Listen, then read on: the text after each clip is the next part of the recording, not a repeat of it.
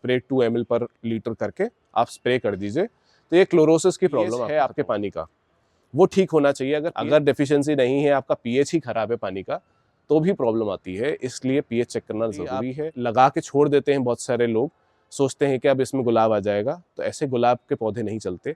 गुलाब के पौधों के साथ दोस्ती करनी पड़ेगी कि अब इसमें कुछ प्रॉब्लम है, अब ये कुछ मांग रहा है।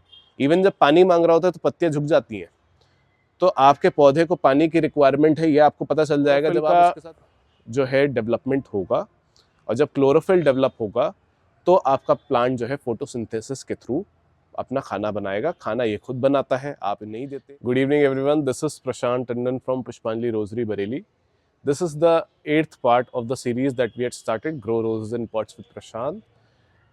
हमने लास्ट पार्ट में देखा था कि फर्स्ट फीडिंग हमें क्या देनी थी, और जैसे कि प्लांट में पूरी स्प्राउटिंग हो गई थी, मैंने आपको दिखाया था और फर्स्ट फीडिंग बताई थी और कुछ इंपॉर्टेंट चीज़ें बताई थी, जैसे कि किन चीज़ों का आपको ध्यान रखना है, कब कैंची नहीं लगानी है। तो आज क्योंकि हम लोग इसमें काली पीली टहनियाँ इसकी देखेंगे और काटेंगे, और हम साथ में ये भी समझेंगे कि क्या मिस्टेक्स हमारे कस्टमर्स या और लोग जो भी ग्रो कर रहे हैं रोजेस को, वो क्या गलतियाँ कर देते हैं। तो वो सारी चीज़ें हम इसमें इस वीडियो में देखेंगे। प्लस मैं इसमें एक और हॉट टॉपिक पे डिस्कस करने वाला हूँ, जो कि है क्लोरोसिस। वो क्या होता है, कैसे होता है और किस तरह से आप उसको ओवरकम कर सकते हैं, ये सारी चीज़ें आज इस वीडियो में हम लोग देखने वाले हैं। तो पहली चीज़ तो हम लोग इसमें देख लेते हैं क्या काली पीली टहनियाँ हो गई हैं जिसको हमें काटना है।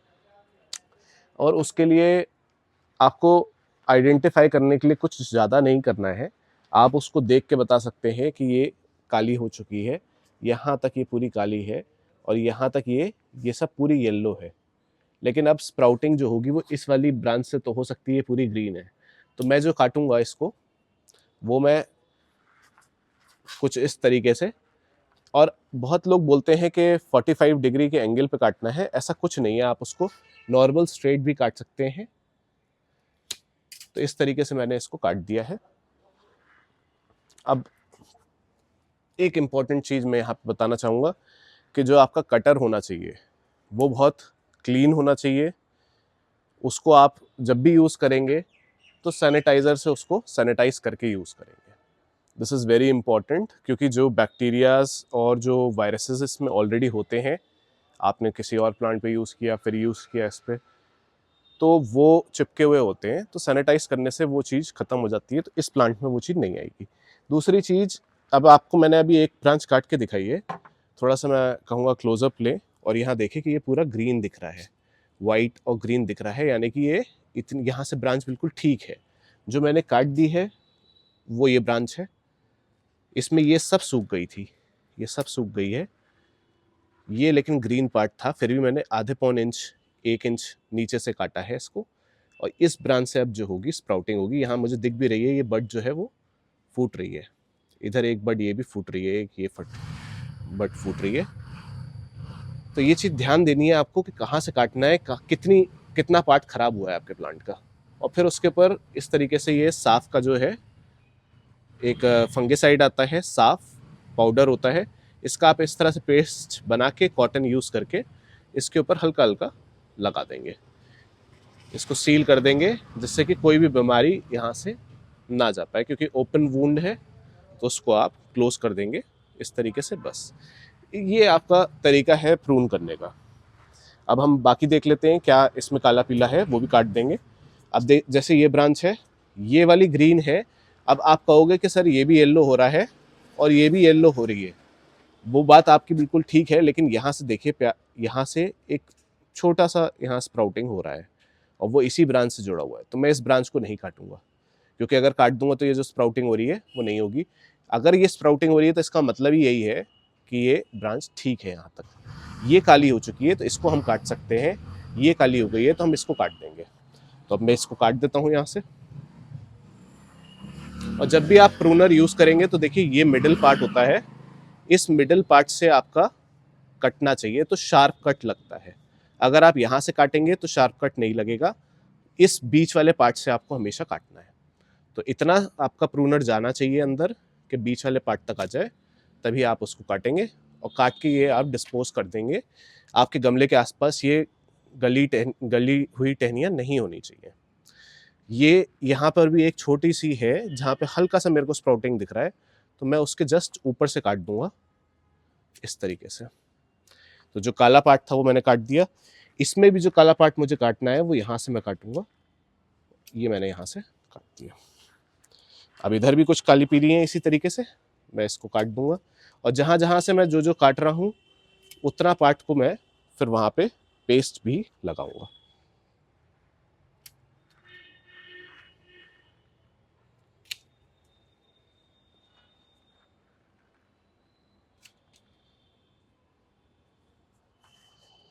तो इसमें जितनी काली पीली थी वो मैंने साफ कर दी है। अब मैं उसके ऊपर ये पेस्ट लगा दूंगा, और ये जो हमारा प्रूनिंग का पार्ट था वो कंप्लीट हो गया।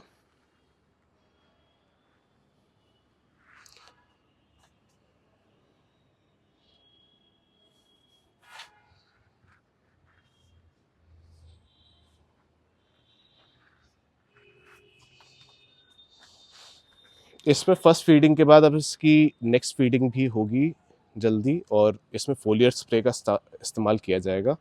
तो फोलियर स्प्रे अभी 7 दिन से पहले नहीं करना है, फीडिंग कर दी है हमने। अभी बस इसमें जो है पत्तियां बननी स्टार्ट हुई हैं, बड्स भी बननी स्टार्ट हो गई हैं। ये देखिए यहाँ पे क्लोजअप लीजिए, ये बड बन रही है इसमें, ये एक बड बन रही है।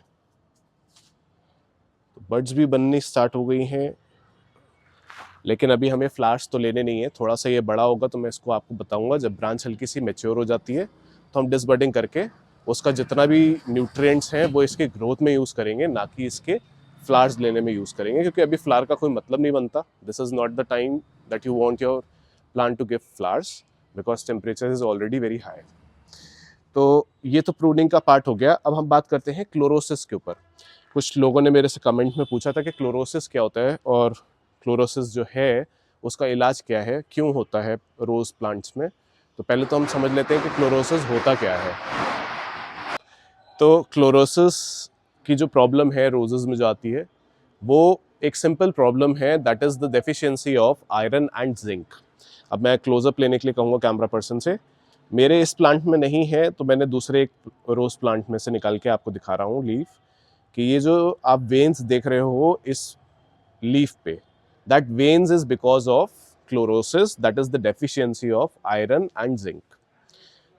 तो अब इस डेफिशिएंसी को ठीक करने के लिए आपको क्या करना है, आप एक सिंपल सा माइक्रो न्यूट्रिएंट ले सकते हैं मार्केट से। नवल का भी आता है माइक्रो न्यूट्रिएंट का उनका, वो आप ले सकते हो, माइक्रो 7 के नाम से आता है वो। इसी तरीके से और भी हैं जो माइक्रो न्यूट्रिएंट्स आते हैं, उसमें सारे न्यूट्रिएंट्स होते हैं। जिंक भी होता है, मैग्नीशियम भी होता है, बोरॉन भी होता है, आयरन भी होता है, और ये सारे माइक्रो न्यूट्रिएंट्स आपके गुलाब के पौधे को ज़रूरी है। तो वो आप लेके ऐसे हफ्ते 15 दिन में एक बार स्प्रे, 1 महीने में एक बार स्प्रे 2 ml पर लीटर करके आप स्प्रे कर दीजिए, तो ये क्लोरोसिस की प्रॉब्लम आपकी ख़त्म हो जाएगी। और भी आप एक काम कर सकते हैं, वो है आपके घर पे कीले पड़ी होंगी, कीले आप अपने गमले में डाल देंगे तो हर पानी के साथ में उसको आयरन मिल जाएगा, तो आयरन डेफिशिएंसी वहाँ भी ख़त्म हो जाएगी। एक इम्पॉर्टेंट चीज़ आपको ये भी ध्यान में रखनी है कि जो पीएच है आपके पानी का वो ठीक होना चाहिए। अगर पीएच बहुत एल्कलाइन है या बहुत ज़्यादा एसिडिक है तो आपके भले ही आपके मीडिया में वो दोनों चीज़ें प्रेजेंट होंगी भी तो भी आपके पौधे को नहीं मिल पाएंगी। तो इस चीज़ का बहुत आपको ध्यान रखना है कि पीएच आपका ठीक होना चाहिए।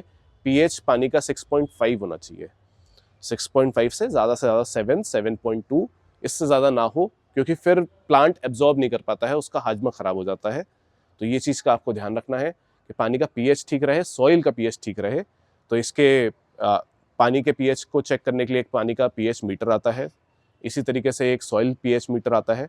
वो दोनों मीटर्स आपके पास होने चाहिए, जिससे कि आप ये देख सकेंगे अगर क्लोरोसिस की प्रॉब्लम हो रही है तो क्यों हो रही है, क्या वो पीएच की वजह से हो रही है या आपके प्लांट में डेफिशिएंसी है। डेफिशिएंसी है तो आप डेफिशिएंसी पूरी करके कर सकते हो कंप्लीट, लेकिन अगर डेफिशिएंसी नहीं है, आपका पीएच ही खराब है पानी का, तो भी प्रॉब्लम आती है। इसलिए पीएच चेक करना ज़रूरी है। आपके पानी का पीएच अगर एल्कलाइन है तो आप उसमें एलम मिला के ठीक कर सकते हैं, थोड़ा सा फिटकरी मिला देंगे तो वो ठीक हो जाता है पीएच। वो आप चेक कर सकते हो अपने पीएच मीटर से, जैसे ही वो 6.5 के अराउंड आए आप एलम मिलाना बंद कर दीजिए। तो that is how you improve the quality of water. Basically गुलाब को उगाना बहुत आसान है, लेकिन कुछ बेसिक चीज़ें हैं जैसे कि पूरी धूप, खुली हवा और पानी, ये 3 फीडिंग ऐसी फीडिंग है जो आपके गुलाब के पौधे को बढ़ाती है। आप जो उसमें न्यूट्रिएंट्स डालते हो वो खाली उसकी डेफिशिएंसी चेक करके आप अपने पौधे के साथ जब रोज टाइम स्पेंड करोगे, चाहे 2 मिनट चाहे 5 मिनट ही करो, आप देखोगे उसकी पत्तियों से आपको पता चलने लगेगा कि अब इसमें कुछ प्रॉब्लम है, अब ये कुछ मांग रहा है। इवन जब पानी मांग रहा होता है तो पत्तियां झुक जाती हैं। तो आपके पौधे को पानी की रिक्वायरमेंट है, ये आपको पता चल जाएगा जब आप उसके साथ रोज टाइम स्पेंड करेंगे। तो आप अपने पौधे के साथ टाइम स्पेंड करिए। खाली खाली आप लगा के छोड़ देते हैं, बहुत सारे लोग सोचते हैं कि अब इसमें गुलाब आ जाएगा, तो ऐसे गुलाब के पौधे नहीं चलते। गुलाब के पौधों के साथ दोस्ती करनी पड़ेगी आपको। जब वो दोस्ती करेंगे, आप उसके साथ टाइम स्पेंड करेंगे, तो आप सीखेंगे कि वो क्या बोल रहा है। वो बोलता नहीं है लेकिन उसकी पत्तियां बहुत कुछ बोलती हैं, उसकी टहनियाँ बहुत कुछ बोलती हैं। तो उसी से आपको समझ में आएगा कि हाँ, इसमें किसी चीज़ की डेफिशिएंसी है। तो जैसे कि आज मैंने बताया, इस पत्ती को देख के आपने समझा कि इसमें जो वेन्स दिख रही हैं डार्क ग्रीन और लाइट येलो कलर की, वो लीफ हो गई है। That is because of chlorosis, और उसमें आयरन की कमी है और हल्की सी उसमें जिंक की कमी है। जिंक बहुत कम मात्रा में चाहिए होता है, आयरन थोड़े फिर भी ज़्यादा मात्रा में चाहिए। तो उसके लिए आप माइक्रो न्यूट्रिएंट कोई भी यूज़ कर सकते हैं मार्केट से लेकर, और उसको आप फोलियर स्प्रे के थ्रू भी दे सकते हैं, सॉइल में भी दे सकते हैं। तो इस तरीके से आप क्लोरोसिस से अपने प्लांट को रिवाइव कर सकते हैं। इससे क्लोरोफिल का जो है डेवलपमेंट होगा, और जब क्लोरोफिल डेवलप होगा तो आपका प्लांट जो है फोटोसिंथेसिस के थ्रू अपना खाना बनाएगा। खाना ये खुद बनाता है, आप नहीं देते। आप ये सोचते हो कि खाना मैं देता हूँ, तो ऐसा नहीं है। आप खाली उसकी डेफिशिएंसीज पूरी करते हो माइक्रो न्यूट्रिएंट्स देके, ना कि आप उसका खुद का खाना बनाकर आप पौधे को दे सकते हो। पौधा कभी भी आपके हाथ का खाना नहीं खाएगा। तो वो अपना खाना खुद बनाता है, उसको खाली न्यूट्रिएंट्स देने होते हैं, और वो भी कम कम मात्रा में। आप बहुत ज़्यादा दे देते हो, इसकी वजह से लीफ बर्न हो जाता है। ईसी पानी का या सॉइल का बढ़ जाता है, इलेक्ट्रोकंडक्टिविटी। अगर वो बढ़ जाएगी तो आपके पौधे के रूट्स जल जाएंगे, जलेंगे तो पौधे के आपको पत्ते भी दिखेंगे कि जलते हुए दिख रहे हैं, मुरझाते हुए दिख रहे हैं, अच्छे नहीं दिख रहे हैं। उसका रीज़न यही है कि आपकी रूट डेवलपमेंट ठीक नहीं हो रही है, रूट्स जल रही हैं। तो the biggest reason behind that is that you are either over fertilizing your plants or you are not supplying enough water. So these are two biggest reasons why your leaves turn brown. अब मैं आपको ये भी दिखा देता हूँ, इसमें हल्का हल्का ब्राउनिश यहाँ पे हो रही है मेरी एक लीफ, इस तरीके से। तो बीच में मैं बाहर था तो मैं पानी नहीं दे पाया था, तो उसकी वजह से यहाँ पर ये लीफ बर्न हुआ है। स्क्रॉचिंग हीट पड़ी है उस टाइम पे, नई नई पत्ती निकली थी और पानी नहीं मिल पाया सफिशिएंट, तो इस वजह से ये ब्राउन हो जाती है। तो उसके लिए कुछ नहीं करना है, आपको वाटरिंग का ध्यान रखना है। और दूसरी बात मैंने आपको बताया कि पीएच और टीडीएस पानी का, ये बहुत आपको मेजर करके चलना है।